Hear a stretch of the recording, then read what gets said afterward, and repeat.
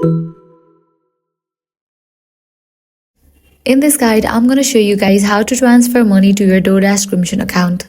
Let's get started. First, launch your DoorDash app on your device, log into your account. Once you're in the app, tap on the banking tab. This is where you manage all your payout and deposit option. From there, select DoorDash Crimson. This will take you into your Crimson dashboard. Next, tap on account details. Here you will see your Crimson routing number and account number. These are the details you will need to send money into your Crimson account. Go ahead and copy both numbers. Now open the bank account you want to transfer money from.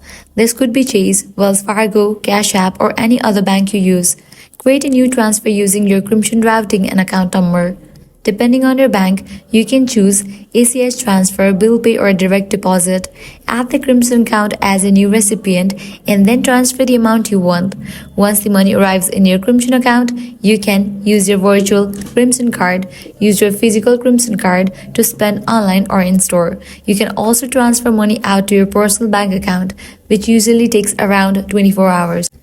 And that's it. If this guide helped you out, do not forget to like, share, and subscribe.